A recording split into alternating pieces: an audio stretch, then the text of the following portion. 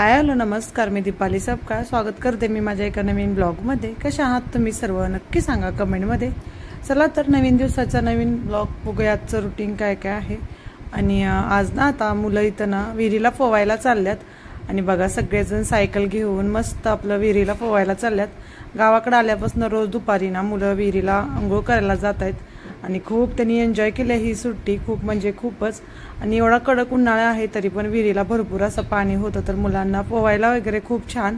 बघा इथं सगळेजण आणि आमचं शेतामध्ये घर आहे। आमच्या घरापाशी 4-5 घर आहेत, पण इथं सगळे मुलं आहेत ना ते सगळे सुट्टीला आले होते। आणि इथं माझे सासरे पण आले आहेत, कारण मुलांना थोडं बघावं लागतं। कुर्नाल अजून छोटा आहे, कुर्नालला अजून एवढं पोवायला येत नाही।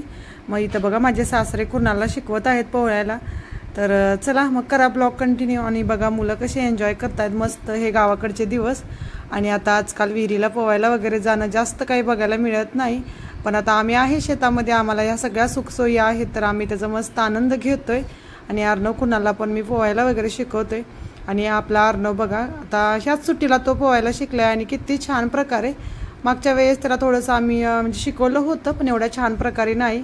आणि इथं अर्णव कुणालचे फ्रेंड वगैरे तर मस्त आता सर्वजण इथं पाण्यामध्ये अंघोळ करतायत।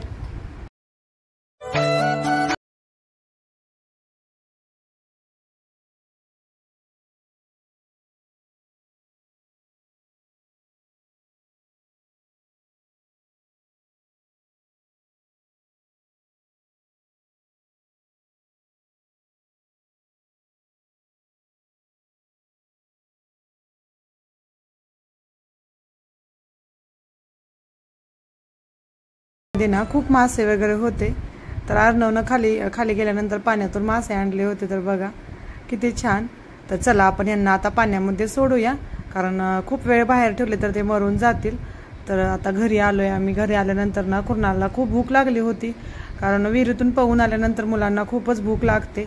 एका साईडला त्याचं कणीस खायचं चाललं होतं आणि त्याला मस्त आता मी भात आणि दूध वगैरे पण देत आहे।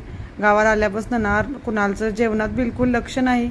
बाकी काही चॉकलेट हे सगळ्या गोष्टी जास्त खातोय तो, बिस्किट वगैरे, पण पोटभर जेवत नाही। आणि माझं पण कसं कामामध्ये जास्त बिझी रुटीन असल्यामुळे त्याला माझं लक्ष जास्त जात नाही। तर चला आज त्याला मस्त पोटभर जेवायला चारते।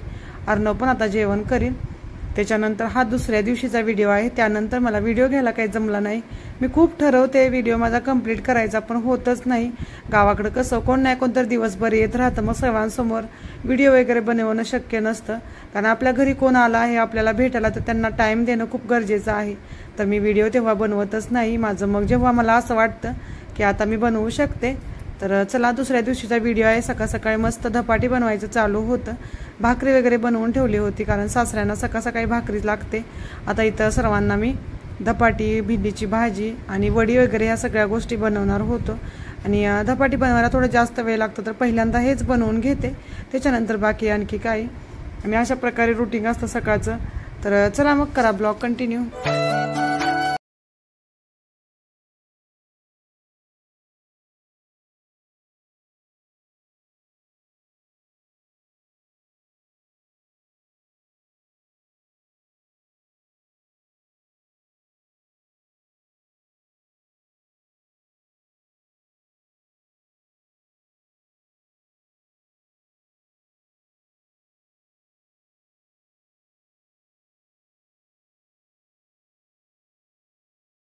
आणि किचनमध्ये बघा किती पसारा पडलाय, कारण सर्वांनी सकाळी नाश्ता वगैरे केला, त्याच्यानंतर बाकी दूध वगैरे गरम करायचं, भरपूर असा पसारा पडला होता। तर म्हटलं काही नाही, पहिल्यांदा ना सगळी भेंडी वगैरे मी कट करून घेते, स्वयंपाकाचं पहिलं आवरते, त्याच्यानंतर पूर्ण किचन वगैरे क्लीन करता येते। आणि गावाकडे कसं काही नाही काहीतरी आणि कोण नाही कोणतरी येत असतं, मध्ये आधी चहा वगैरे द्यायचा, आणि तो सगळं थोडं वेगळं असतं, त्यामुळे थोडा वेळच लागतोय। चला काही नाही, आता मी पटपट सगळं आवरते स्वयंपाक आणि त्याच्यानंतर किचन सगळं क्लीन करते। बाकी सगळ्या घरातल्या फरशा वगैरे पुसायचे, झाडू वगैरे मारायचे। सकाळी एकदा झाडू वगैरे मारून घेतलाय, पण परत आणि एकदा छान झाडू मारला की दिवसभर परत काही वाटत नाही आणि सगळं क्लीन राहतंय घर। चला तर आता आवरते स्वयंपाकानंतर बोलते।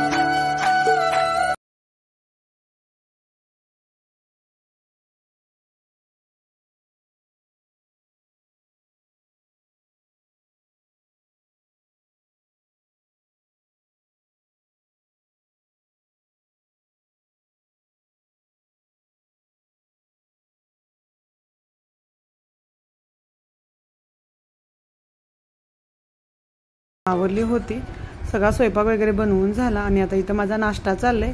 नाश्त्याला मी भेंडी आणि भाकरी खात आहे, कारण धपाटी वगैरे पण बनवली होती, पण मला जास्त भाकरी आवडते, कारण गावाकडे भाकरी वगैरे खायला मिळते. तोपर्यंत भाकरी मस्त खाऊन घेत आहे मी. तर नाश्त्याला आता माझं भाकरी आणि भेंडीची भाजी खायचं चालू आहे. दुपारी मग भात वगैरे खाल्ला तर खाईन, भूक लागली तर. आणि गावाकडे कसं सकाळ सकाळीच मस्त पोट भरून खाऊन घेतात. नाश्ता वगैरे जास्त पोहे हे ते बनवलं जात नाही. जो स्वयंपाक आहे ना तोच आपण खाऊन घेतोय. आणि घरातलं आवरलं आणि आता आम्ही चाललो आहे आमच्या आवडीच्या जागेला. तर खूप आवडते ती जागा आम्हाला. तर तुम्हाला पण कळेल आम्ही कुठं चाललो आहे. त्यासाठी तुम्हाला नेक्स्ट व्हिडिओ बघावा लागेल, कारण हा व्हिडिओ खूप मोठा होत आहे. तर मी नंतरच्या व्हिडिओमध्ये तुम्हाला सांगणार आहे की आम्ही कुठं चाललो आहे. आणि प्रत्येक सुट्टीला आलो की आम्ही इथं येतोच. तर चला पुढला व्हिडिओ नक्की बघा आणि आम्ही कुठं चाललो आहे ते तुम्हाला कळेलच. आजचा व्हिडिओ मी इथं संपवते. आजचा व्हिडिओ कसा वाटला नक्की सांगा कमेंटमध्ये. व्हिडिओ आवडला तर छोट्याने खूप सगळं प्रेम करा, मोठ्याने खूप सगळा आशीर्वाद द्या. भेटूया अशाच उद्याच्या नवीन छान ब्लॉगमध्ये. तोपर्यंत बाय बाय. चला तर मग जय महाराष्ट्र. Bye bye.